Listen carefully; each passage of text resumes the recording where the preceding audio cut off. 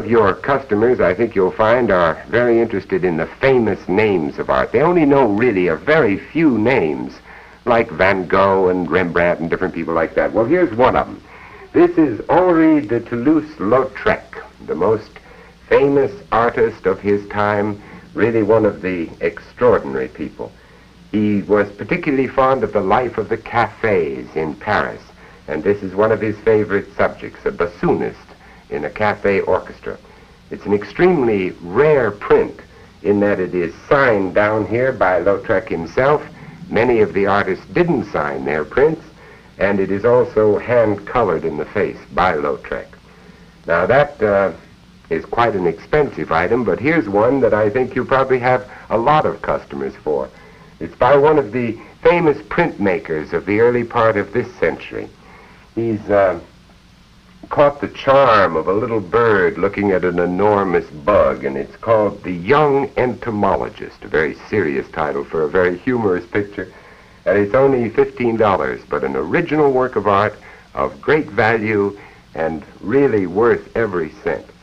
Now, when you come to the really famous names in art, as I said before, there are very few of them, but here is a giant. This is the great Francesco Goya, probably the most brilliant satirist in the history of art. This is from the famous Capriccio series. Both of these aquatints, as a matter of fact, are. And I think an awful lot of people felt that they never could afford to own a picture by the great Goya. Well, you'd be amazed how reasonable these are. These pictures, first-class prints by the great Goya, $35 apiece. Well, so much for one of the most famous names in art. Now, here is a picture by a woman in California who's comparatively unknown, but who in her first 2 or 3 exhibitions out on the coast has made an enormous success. I think anyone who looks at this picture will recognize it, see that it has modern values as well as classical values. One of the problems that you all will find in selling this merchandise, as you do with any other kind of merchandise, is that the better you know it, the more you know about it, the easier it is to sell. Now, we've tried to help you on this by writing a little, well, you could call it almost like a program note at the foot of each painting that will tell you something about the artist, why I have selected it, what kind of art it is.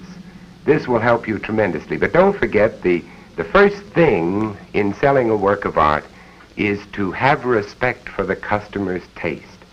The old cliche about I don't know anything about art, but I know what I like is very true. And people will like something enormously, they won't know why.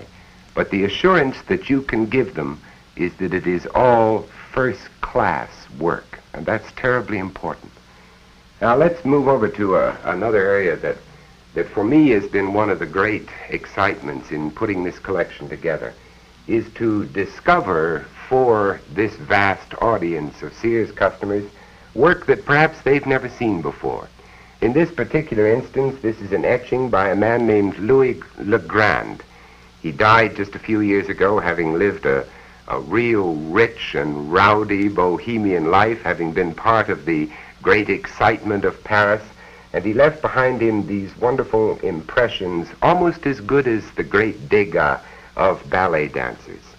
Now, this is one of the prizes of our collection, something that I think a lot of people haven't felt that they could afford or even find in this country. This is one of the great English watercolors of the 19th century and the last part of the 18th century. Here again you will find a description about it, why I think it's good. I've tried to make these very personal in order to give the customer a feeling that I really was selecting each work of art for some individual out there who is going to come along and say, that is what I like, it is beautifully framed, it'll fit in my home, here is the price, and I have the Vincent price and the Sears guarantee that it's okay. This is my pride and joy. This is one of the greatest names in the history of art, if not the greatest name. It is a name that everybody knows, a name you don't have to explain at all. One reason being that last year the most tremendous price ever in the history of art was paid for a painting by this particular artist, Rembrandt. Now, I'm pretty sure that most of your customers will say, as they did years ago about diamonds and mink, Rembrandt at Sears? Well, yes. This is one of the things that I wanted to prove to people, that you could buy this greatest name in art at Sears prices. It's not a cheap object by a long shot because it's one of the most famous etchings in the world. It comes from 5 of the greatest collections in the whole history of collecting.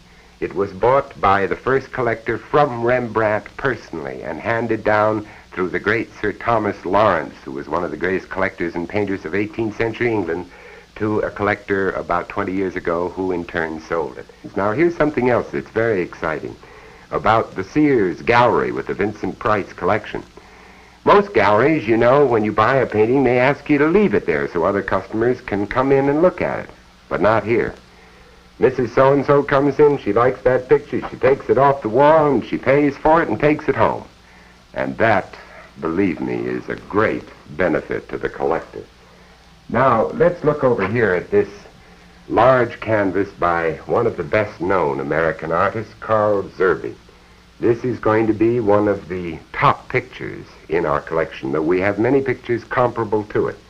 This is a real work of art, a very exciting picture, decorative, serious, and at the same time humorous. It seems to me it satisfies anything that a customer could want. And that is one of our great aims in the whole collection, to make a great variety, as you have seen a little bit of here with me today. Pictures for every taste and for every pocketbook. Thanks for letting me show you around the Vincent Price collection.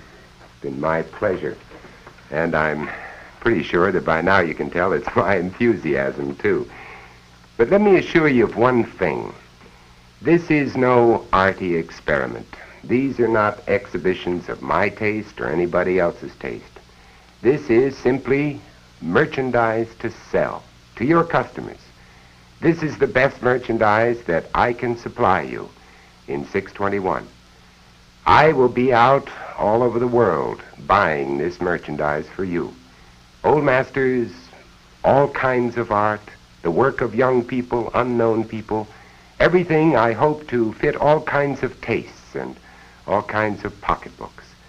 Merchandise that you can sell to your Sears customers with the assurance that it is genuine and authentic and the best. And I hope that over the years you all will come to see art as I see it, as no more than the ultimate in home furnishings. And I hope that over the same years your customers and you will come to see art as the furniture of the eye and of the mind. Thanks.